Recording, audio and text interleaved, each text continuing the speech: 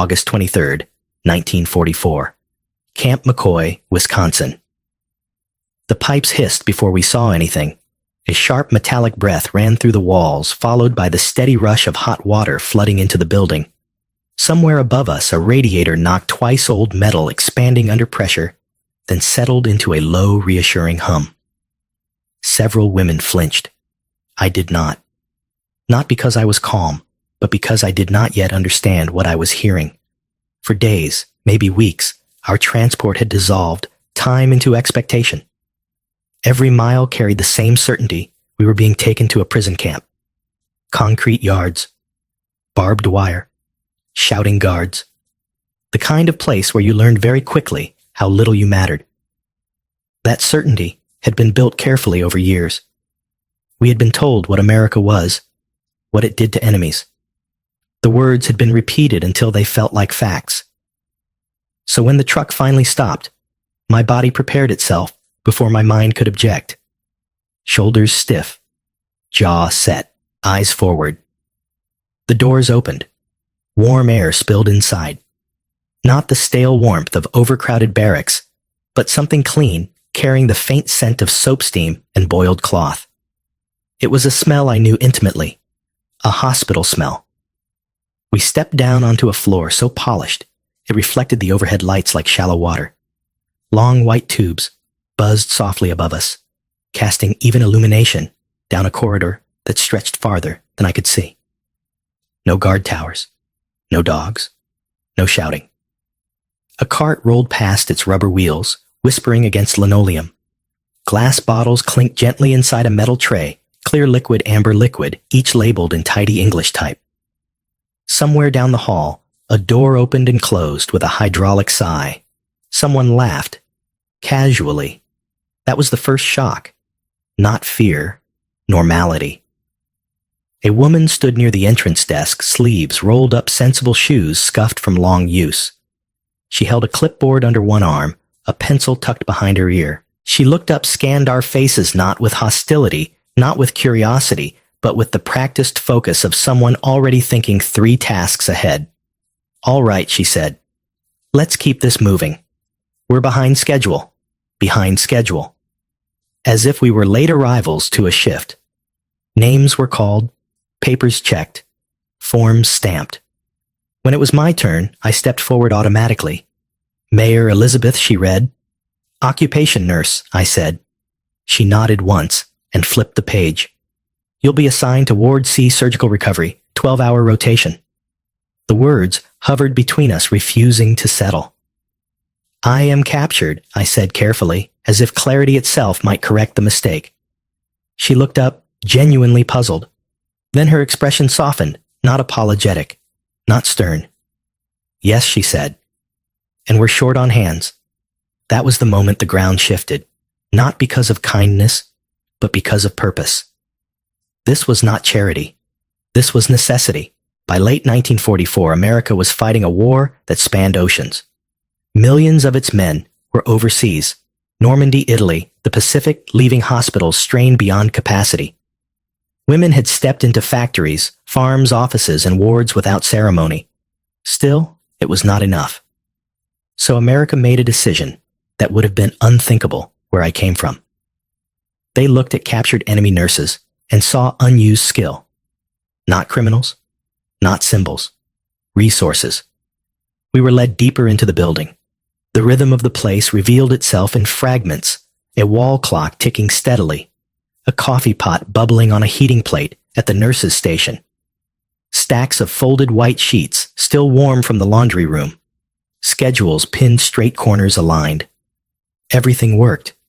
Not dramatically, not cruelly, correctly. At the nurses' station, an older woman introduced herself as Margaret O'Connor. Her accent placed her somewhere Midwest. Her hands were roughened from work. Her movements economical. "You've done surgical recovery before?" she asked. "Yes," I answered. "Good," she said. "Then you know the rules already. Charts matter. Hands washed every time. If you're unsure, ask. No threat. No warning. Just expectation." As we entered Ward C, I saw the patients, young men, pale, wrapped in bandages that smelled of iodine and clean cotton. Some slept. Some stared at the ceiling. One winced as Margaret adjusted his dressing and murmured reassurance, like she had done it 1,000 times. No one glared at us. No one spat. No one reminded us we were enemies. At a porcelain sink reel porcelain uncracked, I scrubbed my hands under water that ran endlessly hot. Steam curled up around my wrists. I stared at my reflection in the small mirror above the sink. A German prisoner, standing in an American military hospital, about to care for American wounded. Back home, we had been taught that mercy was weakness. That control required fear. That enemies existed to be broken so they could never rise again. Here, control came from something else entirely. Abundance. America did not need to humiliate us. It had power industrial organizational human. It could afford clean floors, hot water paperwork and procedure. It could afford to follow rules even when dealing with enemies. That realization unsettled me more than brutality ever could have, because brutality would have confirmed everything we had been taught. This did not. As I took my place, beside the first bed clipboard in hand, Margaret glanced at me once more, not to watch, but to trust. "Let me know if you need anything," she said. "We're all running on fumes tonight." We. The word lingered. Somewhere down the hall, a bell rang softly. A patient called for help. I stepped forward, automatically muscle memory guiding my hands. The war did not end in that moment, but something else did. For the first time since my capture, the question that formed in my mind was not what will they do to me? It was this. If this is America, then everything we were warned about, it was wrong. And if that was true, then the war I thought I understood was already breaking apart. Right here under fluorescent lights, with soap on my hands, and a system strong enough to trust its enemy with a life. Fear didn't arrive with shouting. It arrived with silence, the kind that comes after the first shock fades when your mind finally has room to ask what your body has been too busy surviving to consider. On my second day in Ward C, I began to count everything. I counted the minutes between rounds. I counted the bottles on the supply cart. I counted the pills in the tray before I handed it to Margaret O'Connor, then counted again after she checked my work without looking annoyed. I counted because counting made the world feel controllable, and because I was waiting, not for kindness to continue, for it to stop. That was how I had been trained. Kindness was never offered without a reason. If it appeared, it was either Bader, the calm before punishment. The Reich had taught us that Americans were undisciplined, soft and cruel in unpredictable ways. Monsters in clean uniforms. People who smiled while planning humiliation. So when the hospital ran smoothly, when procedures were explained, when no one shouted, I could not accept it as real. My mind kept searching for the hidden hook beneath the velvet. It must be a test. I told myself that every time a doctor nodded at me instead of dismissing me, every time an American nurse offered a quiet, "You okay?" during the endless night shifts, every time a patient accepted my care without spitting a curse, they're watching. They're writing something down. They're waiting for the moment I slip. The fear sharpened my hands. In Germany, mistakes were not corrected. They were punished. You learned quickly that survival depended on anticipation. If you could predict what authority wanted, you could avoid being noticed. Being noticed was dangerous. Here notice came in a different form. Dr. Thomas Reedtall, lean a quiet man with tired eyes, stopped at the nurse's station one morning and asked casually, "How's Ward C holding up?" Margaret answered for both of us. "We're managing." Dr. Reed's gaze flicked to my chart notes. "Good handwriting," he said. My stomach tightened. Compliment or trap? I waited for the next sentence to reveal the blade. It didn't come. He simply moved on, checking vitals with a calm that felt almost insulting in its steadiness. I watched him walk away, trying to interpret the moment like a coded message. In my world, a compliment meant you were being measured. In this world, it might have meant exactly what it sounded like. That possibility frightened me more than any obvious cruelty, because obvious cruelty would have been familiar. This wasn't. The first real crack in my composure came with a patient named Private James Miller. He was 19, maybe 20, a steelworker before the war. Margaret told me that, in passing, as if such details were as normal as blood pressure readings. He had been injured during training, not combat, a vehicle accident, crushed ribs, a lung that refused to behave. When I approached his bed, with fresh gauze and antiseptic, he watched me with eyes too alert for someone in pain. His jaw tightened. "No," he said. I paused, unsure I'd heard correctly. "No," Margaret echoed from behind me. Miller's gaze never left my face. "I don't want her touching me." The words hit like a slap. The room didn't freeze exactly, but something in me did. Blood warmed my cheeks. My hands holding the tray felt suddenly clumsy. Margaret's voice stayed level. "She's a nurse, same as me. She's here to help. She's German." Miller said louder now, as if naming my nationality was proof enough. "My cousin died in France." There it was. Not propaganda. Reality. This was the part I had been waiting for. The moment the mask slipped, the moment hatred took over, the moment America became what we had been told it was. My heartbeat hammered. I waited for guards, for shouting, for punishment, for me or for him. Instead, Margaret did something I did not expect. She pulled a chair to the side of his bed and sat down. Not towering over him, not demanding, just present. "I'm sorry about your cousin," she said simply. "Truly." Miller's eyes flickered. "But she isn't your cousin's enemy today," Margaret continued. "Today she's the person who's going to keep you breathing." Miller's lips pressed together. His breath rattled slightly. He looked away toward the window. Margaret leaned closer, her voice still low, still controlled. "You can say no. That's your right. But if you refuse care, Dr. Reed will come in and he'll make the decision for you. I'd rather you choose." Choose. That word didn't exist in the same way where I came from. Miller's fingers twitched against the sheet. He stared at the ceiling for a long moment, then exhaled, sharp, resentful. "Fine," he muttered. "Just be quick."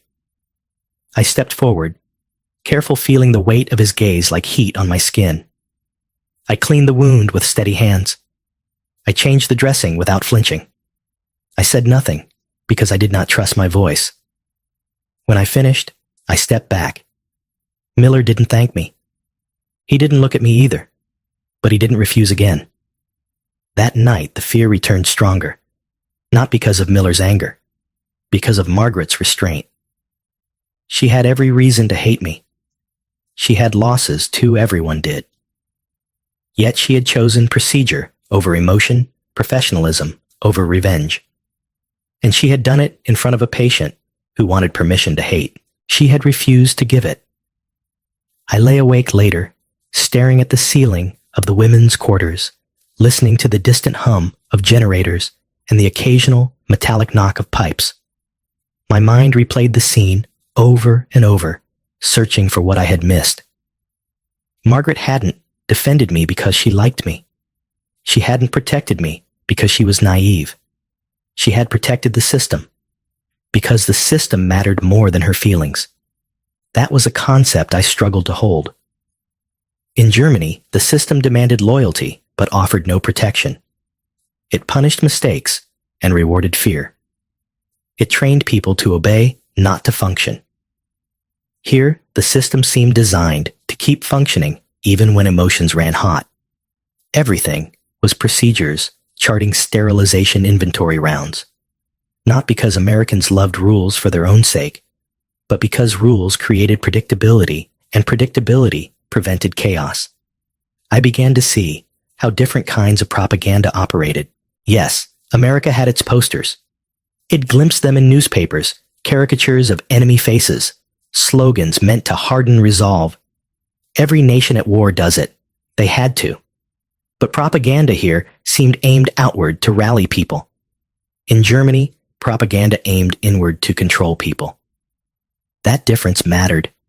German discipline was enforced with fear of punishment. American discipline was enforced with trust in process. You didn't comply because you feared the guard. You complied because the system worked, and if it worked for you, you protected it. That was why Margaret could look at a hostile patient and keep her voice steady. That was why Dr. Reed could treat an enemy nurse like a colleague without making it personal. And that was why my fear had nowhere to land. Because the thing I had been trained to expect arbitrary cruelty wasn't efficient here. Efficiency was everything.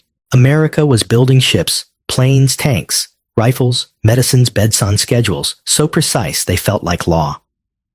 This hospital was a smaller version of the same machine, supplies arriving on time, staff rotating in shifts, files organized so nothing was lost. When you're that organized, cruelty is a disruption. It's noise. And noise gets people killed. The terrifying conclusion formed slowly like ice thickening on a river.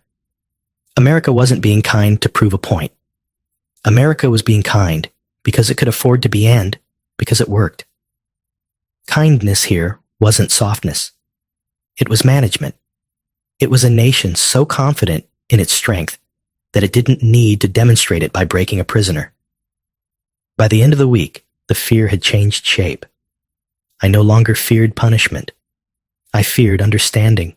Because once you see a system that holds itself together without terror once, you watch people choose restraint even when grief gives them every excuse not to.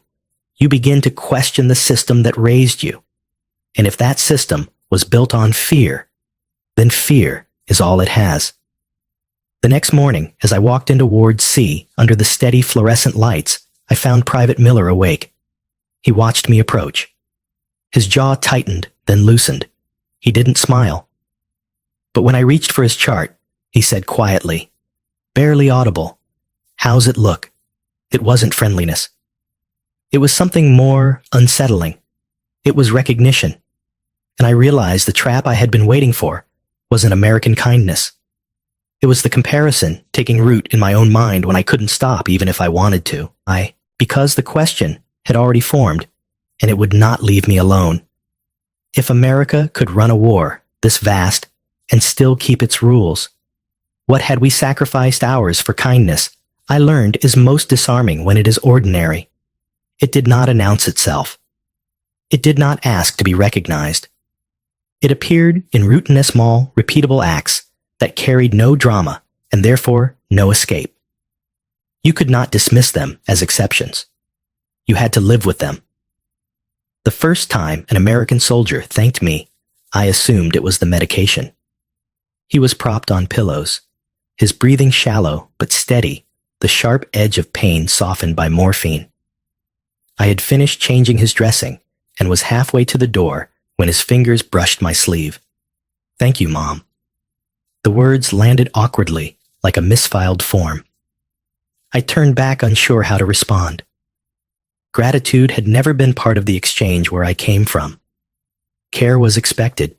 Endurance was required. Thanks were unnecessary. "You're welcome," I said.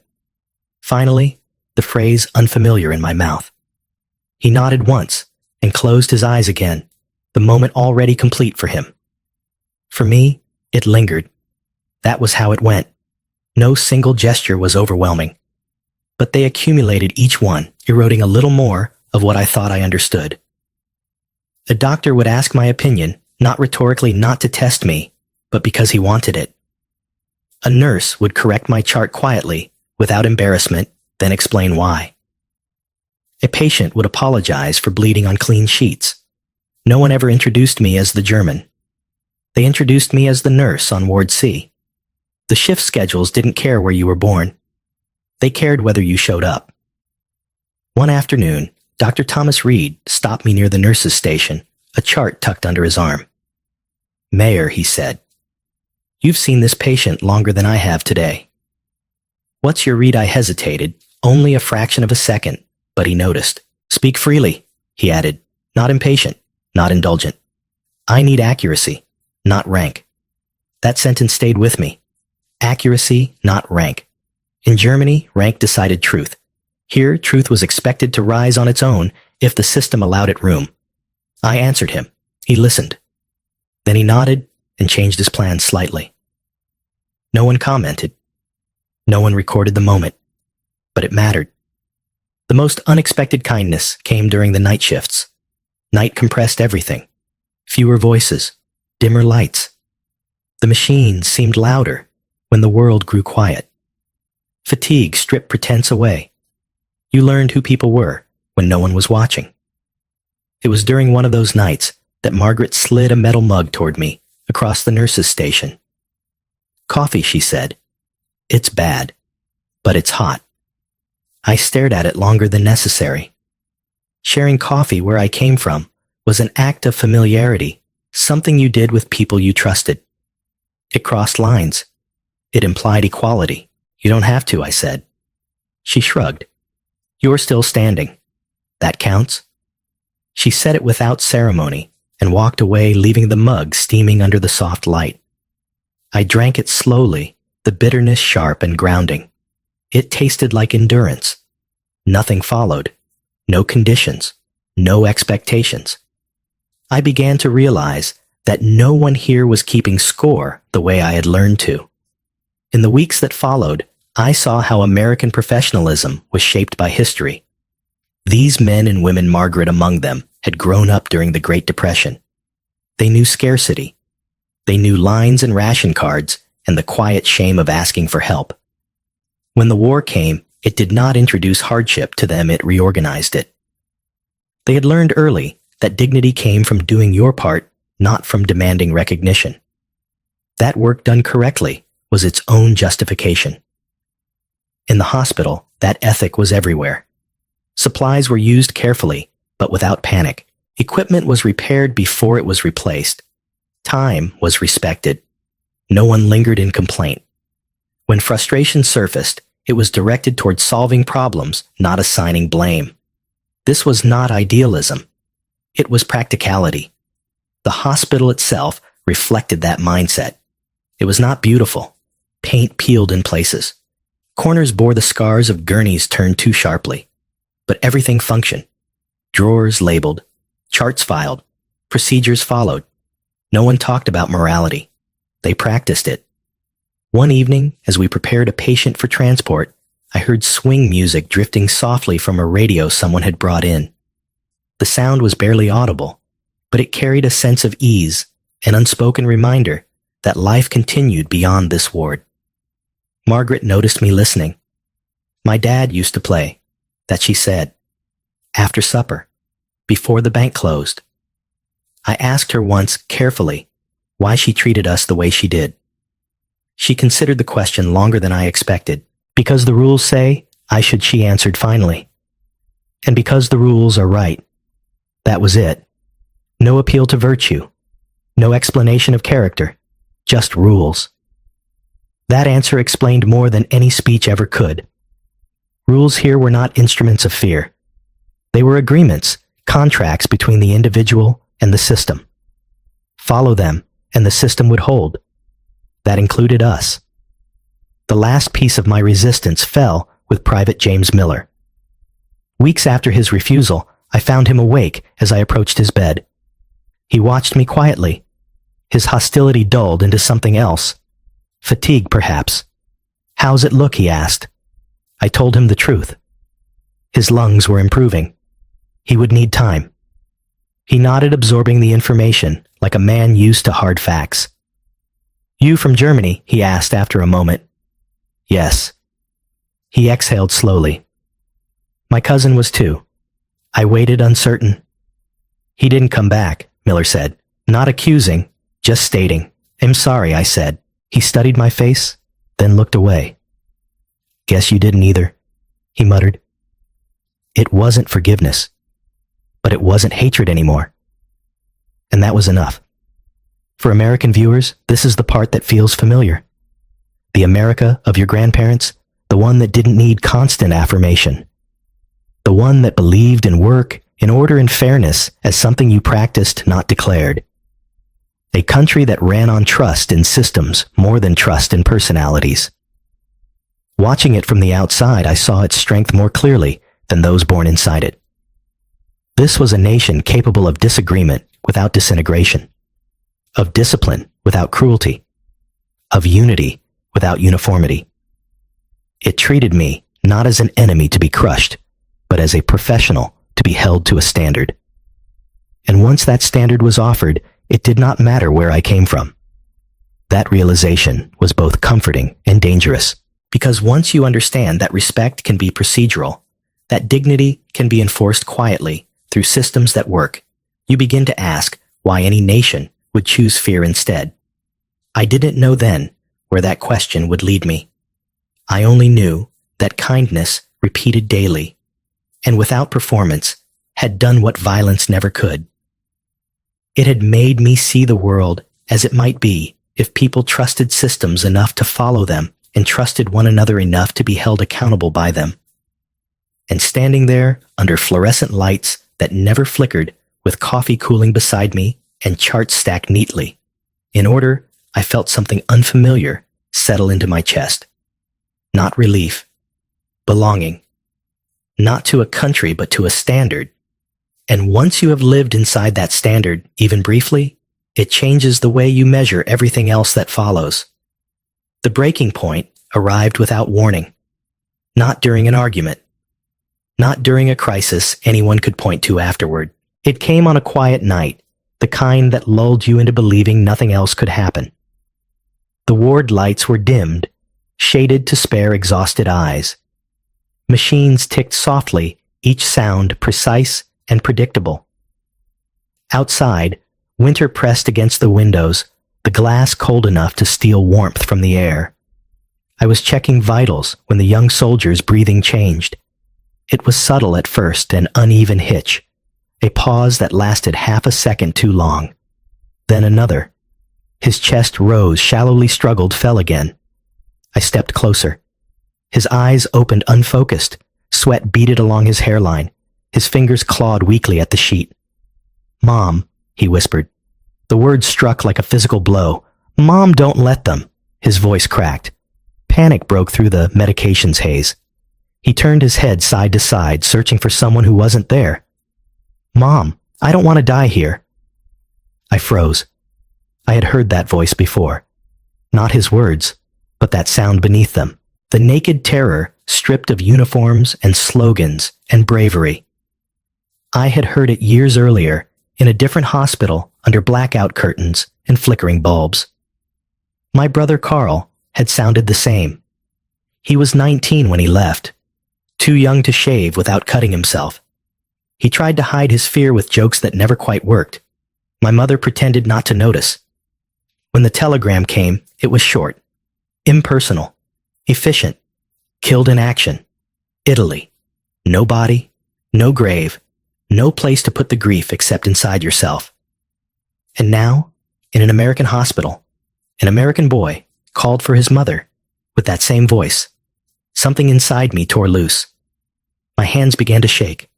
I steadied them against the bed rail, forcing myself to finish the check. Oxygen, pulse, temperature, everything done correctly, because that was what professionalism demanded. But inside the walls were collapsing. "It's all right," I said softly, though I didn't know who I was trying to convince. "You're safe." He didn't hear me. "Mom," he sobbed, "please." I finished what I could and stepped out of the room before my composure betrayed me. The door closed behind me with a soft click that sounded far too final. I made it to the supply room before my legs gave out. I slid down the wall and sat on the cold tile floor, my back pressed hard against it as if it could hold me together. My breath came in short, useless gasps. I pressed my fist to my mouth to keep from making a sound. I did not cry loudly. I had learned long ago that crying drew attention, but tears came anyway, hot, relentless, blurring the neatly stacked bandages on the shelves in front of me. My shoulders shook.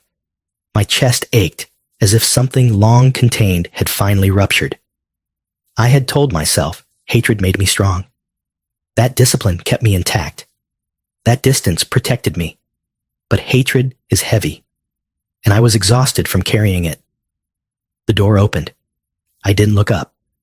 I expected reprimand, questions, orders to return to my post.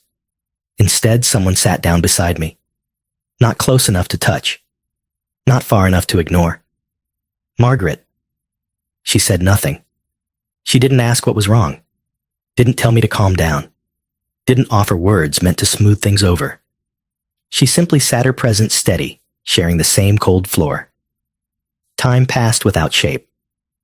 When I finally spoke, the words came without translation, without preparation. I was taught to hate you.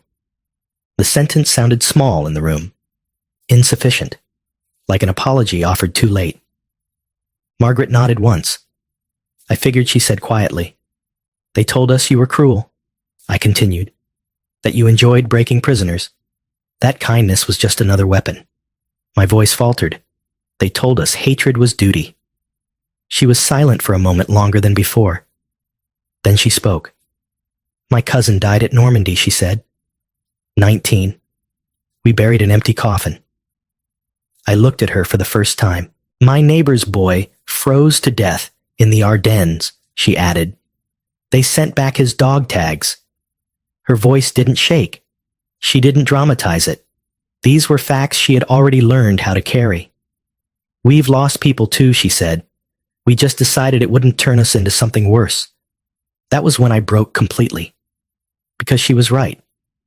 Both sides had lost sons, brothers, futures, families rearranged around absence. Mothers on both continents unfolded telegrams with the same trembling hands. But only one side standing here in a quiet hospital corridor had chosen not to let that loss harden into revenge. America had every reason to be cruel. News from Europe arrived daily. Photographs, reports, lists of the dead. The men lying in these beds had friends who would never come home because of uniforms like mine. And yet the system held. No collective punishment. No quiet humiliations disguised as policy. No indulgence in cruelty simply because it was available. Instead, there were rules. Rules that applied even when grief made them inconvenient. That choice, to absorb loss without passing it on, was not weakness. It was restraint. And restraint, I realized then, required a kind of strength I had never been taught to recognize. I thought of my mother sitting alone at the kitchen table after Carl's death hands folded in her lap, staring at nothing. I thought of American mothers doing the same. Grief was not national. What made the difference was what you did with it. Margaret stood and offered her hand, not to pull me up, but to steady me. "Come on," she said. "We've still got work. Work. Not vengeance. Not ideology. Work." We returned to the ward together. The young soldier slept now, his breathing eased. I checked his vitals again, my hand steady, not because the pain was gone, but because something else had taken its place. Clarity. I could no longer hate them, not honestly, not after hearing their losses spoken without bitterness, not after watching them choose restraint when cruelty would have been easy and even understandable. Hatred requires distance, and here there was none. Standing at the foot of that bed, knowing his mother might never see him again, I understood something no training manual or poster could teach. The greatness of this country did not lie in its weapons or its factories, vast as they were. It lay in its refusal to surrender its humanity even when the world offered every excuse to do so. That night, as I finished my shift, exhaustion settled into my bones like lead. But beneath it was a quiet resolve. The war had taken my brother. It had taken their sons. But here under dim lights and ticking machines, America had decided that loss would not become cruelty. And for the first time since my capture, I realized I was no longer standing between enemies. I was standing among people who had chosen not to become what the war tried to make them. and that understanding changed me in a way no prison ever could. Understanding did not arrive like forgiveness. It arrived like arithmetic. After the night I broke in the supply room, I began to notice patterns I could no longer ignore. Not moments of kindness, those I had learned to recognize, but the machinery that made kindness repeatable, reliable, boring even. America's mercy was not an emotion. It was a consequence. I saw it in the supplies first. Bandages never disappeared in a panic. When a shelf ran low, another cart arrived. When a bottle emptied, a replacement was logged before anyone raised their voice. The pharmacy ledger was updated at the end of every shift, initials neat lines straight. Nothing dramatic, nothing improvised in crisis. Abundance, I realized, was not just about having more. It was about not needing to choose who deserved less. In Germany, scarcity had taught us cruelty. When resources shrink, every decision feels like theft. Someone must lose so someone else can survive. Fear becomes efficient. Suspicion becomes policy. Here, abundance made a different ethic possible. America could afford procedures. It could afford patience. It could afford to treat enemies according to rules written long before the war began, and to follow them even when no one was watching. I began to understand that the hospital was not an exception. It was a reflection. Beyond its walls, the country was doing the same thing at scale. Factories ran 3 shifts without collapsing. Farms produced more food than the population could consume. Trains crossed the continent on schedules so precise they felt inevitable. The war was not being held together by speeches. It was being held together by logistics. One afternoon, during a rare break, I stood near a window and watched trucks roll past the hospital grounds, crates stacked with mathematical care. Drivers waved to one another as they passed, confident that the system would catch them if something went wrong. This was power expressed as capacity. Capacity creates options, and options allow restraint. The Geneva Convention was never spoken aloud in Ward C, but it lived everywhere. In the way we were housed, in the way labor was assigned, in the way complaints rare, but not forbidden, were documented and addressed. Rules mattered here, not because breaking them invited terror, but because following them preserved legitimacy. That distinction mattered more than I had ever been taught. In Germany, authority demanded obedience, but offered no protection. Rules bent around power. Exceptions were rewards. Punishments were unpredictable. People complied because they were afraid. In America, authority seemed almost constrained, bound by its own procedures. Power did not float above the system. It was embedded in it. Doctors answered questions. Nurses corrected one another without humiliation. Mistakes were investigated, not avenged. This was confidence institutionalized. Only a system sure of its strength can afford to bind itself. I felt this most sharply during an incident that would have ended very differently where I came from. A medication error minor caught early. The dosage had been logged incorrectly, not administered. No harm done. In Germany, that would have been the end of someone's career. Or worse. Here, Dr. Reed called a brief meeting. He reviewed the steps, asked questions, adjusted a procedure. No names were raised in accusation. No punishment assigned. We fixed the process, he said simply, so it doesn't happen again. That was it. The system absorbed the failure instead of sacrificing a person. I walked back to the ward afterward with a strange tightness in my chest. This was the difference. America did not rely on fear to enforce discipline. It relied on predictability, on trust that the rules would be applied evenly tomorrow as they were today. That trust was why Margaret could sit calmly beside a hostile patient and defend procedure over anger. It was why Dr. Reed could treat an enemy nurse as a colleague without needing to make a show of dominance. Cruelty would have been inefficient. And inefficiency, I learned, was America's real enemy. The war would not be won by rage. It would be won by output curves, shipping schedules, training pipelines that replaced losses faster than enemies could inflict them. The battlefield was as much a ledger as it was a map. Once you understand that cruelty stops making sense, I began to realize that what I had mistaken for softness was actually surplus strength. America did not need to prove itself through humiliation. It was already proving itself every hour in steel, in grain, in electricity, in systems that held under pressure. That was why kindness here felt so unremarkable. It did not require courage. It required confidence. Late one evening, after another long shift, I stood alone in the corridor, listening to the familiar sounds, the hum of power through the walls, the steady ticking of a wall clock, the distant footsteps of a nurse on rounds. Everything worked. That thought returned again and again. Because when things work, morality becomes sustainable. You can afford to be humane when your systems do not fail under strain. You can obey international law when your power does not depend on shortcuts. You can treat enemies as humans when your victory does not hinge on breaking them. This was not accidental virtue. It was engineered. For American viewers, I know this is where the comparison becomes uncomfortable.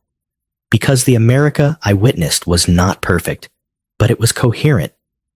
It knew what it was building and how to maintain it. Differences existed, but they did not paralyze function. Disagreement did not dissolve shared purpose. The hospital did not care who you voted for. It cared whether you washed your hands correctly, whether you logged the dosage, whether you showed up. Function came first. That focus in doing the work right was the quiet genius of the country at war. And standing inside it, as someone raised under a system that demanded fear instead of function, I understood the most unsettling lesson of my life. Ethics are not fragile. They are expensive. Only the strong can afford them. What frightened me was not that America possessed this strength. It was the thought of what would happen if it ever lost it. What happens when abundance narrows, when systems weaken, when trust erodes and cruelty begins to look efficient again? I did not know the answers then. I only knew what I had seen. A nation at the height of its power, choosing restraint. A society unified enough to bind itself to rules and follow them even when it hurt. That choice, repeated thousands of times a day in hospitals, factories, farms, was what truly set America apart. Not perfection, but confidence. And once you recognize that confidence, the kind that sustains morality, rather than performing it, you cannot mistake cruelty for strength again. As I returned to my duties, clipboard in hand, I realized the war had already taught me something no victory parade ever could. Power does not have to crush. It can sustain. And that I understood was America's greatest advantage, owned far more decisive than any weapon. I did not leave America in a moment that looked like history. There was no band, no photographers, no speech to declare what had been accomplished. My name appeared on a list. A week later, I was on a train heading east. Then another. Then a ship crossing the Atlantic with the same steady certainty that seemed to power everything in that country. The shoreline faded into fog. I stood at the rail and tried to inventory what I was carrying home. I had no souvenirs, no medals, no photographs of the ward. Nothing I could place on a table and say, this is what happened. What I carried instead was heavier and harder to show. A standard. Germany greeted me with a silence that felt damaged. Not the calm silence of order, but the hollow quiet of collapse, the kind that lingers after the machinery of a society has been blown apart. Cities were ribs of brick and twisted iron. Streets were ash-stained, littered with glass that caught the light like ice. Children played in ruins because there were no playgrounds left. Adults moved with the dull focus of people who had learned not to hope too loudly. Hospitals were worse. We worked in buildings, missing half their windows. The cold came in like a second patient. We boiled instruments too many times. We tore sheets into bandages. Soap was rationed, sometimes absent entirely. Painkillers were counted and recounted until the numbers made you feel sick. The war was over, they said. But it continued, here in shortage and illness, in the quiet violence of desperation. I returned to nursing because it was the only part of myself I still trusted. It was the only skill that had not been corrupted by slogans. In the beginning, I tried to work the way we always had. Quiet, efficient, hard, but I could not. Because I had seen something else. I had seen a hospital where procedures protected people instead of punishing them. Where mistakes were used to fix systems instead of destroy careers. Where patients said, "Thank you," as naturally as breathing. Where respect could be routine. So I began to change almost without deciding to. I insisted on charting even when paper was scarce. If we don't write it down, I told my colleagues, we forget it. And forgotten care becomes careless care. I explained procedures to younger nurses instead of barking orders. I corrected errors quietly, without humiliation, because I had learned humiliation was inefficient. Some older nurses looked at me as if I had become naive. Others watched closely, then began doing the same. A doctor once snapped at an aide in frustration, and I heard my own voice, calm foreign even to me, say, "We can fix the problem without breaking the person." The room went still. Then the doctor exhaled, nodded once, and walked away. That was how legacy began. Not with speeches, with habits. Years passed, and Germany rebuilt itself, slowly, unevenly. Concrete replaced rubble. Glass returned to windows. Trains began running again late, at first, then on schedule. New nurses arrived, who had never known the war, only its aftermath, and always did care from someone he had been taught to fear. No headline recorded the moment a system chose restraint over revenge and moved on without comment. History does not linger there. History prefers victories that can be measured. Territory gained enemies, defeated factories, counted ships launched. It remembers dates and signatures and photographs of leaders shaking hands beneath bright lights. It does not remember hot water running through pipes at midnight. It does not record clipboards filled out correctly. It does not pause for coffee shared during a night shift. But families do. Families remember the grandfather who came home alive when no one expected him to. The grandmother who spoke quietly of America, not with bitterness, but with something like respect. The father who never explained the war in detail, only said, "It wasn't how we were told it would be." Those memories do not march. They persist. Looking back now, what strikes me most is not how extraordinary America was, but how unremarkable its goodness felt to those living inside it. No one in that hospital believed they were shaping the moral legacy of a nation. They were following procedures, covering shifts, doing work that needed doing. They did not wake up each morning intending to be virtuous. They woke up intending to be correct. And correctness repeated thousands of times a day became character. That is how standards are built, not through declarations, but through habits. Through systems that hold when emotions run hot. Through people who believe rules matter most when they are inconvenient. The Americans who treated us humanely never imagined their restraint would echo across decades and oceans. They could not know that long after the war ended, their quiet professionalism would be carried home by former enemies and passed down as something worth remembering. They simply believed that strength did not excuse the abandonment of principle. That belief, unspoken, uncelebrated, was the real inheritance of that war. And now it belongs to you, to the descendants of those who fought, to the families of those who were captured, to anyone who wonders what power is meant to look like when it is tested. Because the question history never asks, but time always does, is not who won. It is what kind of people victory allowed you to be. America in that moment did not need cruelty to assert itself. It had abundance. It had unity. It had systems strong enough to absorb grief without turning it outward. And because of that, it could afford restraint. Morality, I learned, is not something you proclaim. It is something you can sustain. Sustainability is what makes virtue rare. Years later, I would hear Americans speak with longing about that era, about grandparents who worked without complaint, about communities that trusted institutions, about a country that seemed less divided, less suspicious of itself. From the outside, I understood that longing, because I had seen that America not as myth, but as machinery. The way order created space for decency, the way unity made generosity possible, the way confidence allowed rules to bind power instead of serving it. I had also seen how fragile those conditions were. When abundance narrows, fear returns. When systems weaken, shortcuts tempt. When unity fractures, cruelty begins to look efficient again.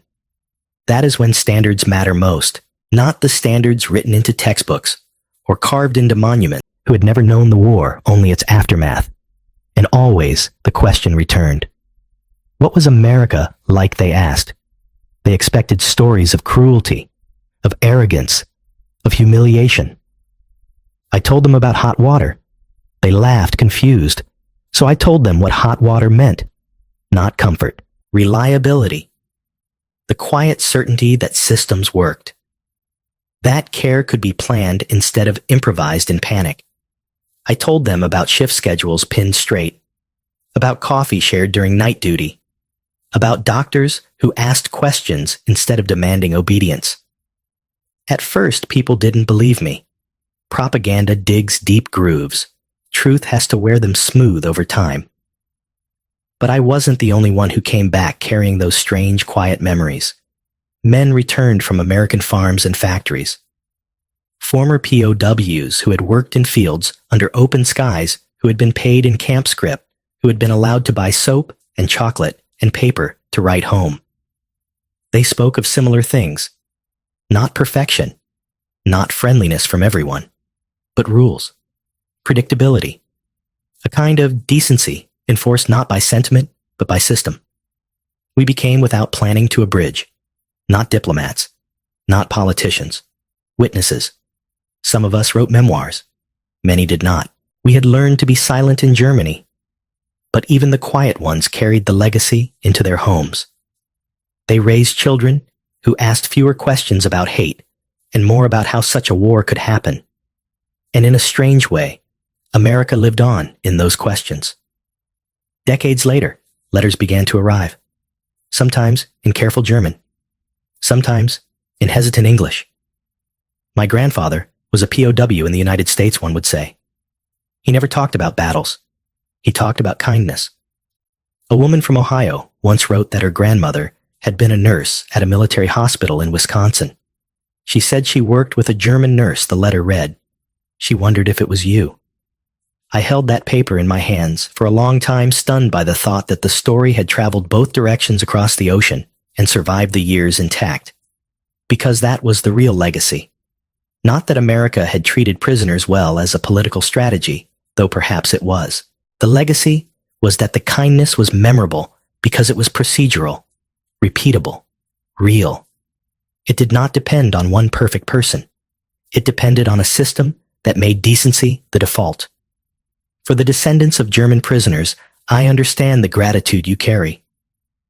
Many of you grew up with a strange family, truth your grandfather survived not only because he was fed, but because someone decided he would not be degraded. You owe your existence in part to restraint. And for Americans, I hope this story does something else. I hope it reminds you of the America that once existed at its most confident, an America that didn't need cruelty to feel strong. An America that could afford to obey rules even in war. An America whose greatness was not announced, but practiced.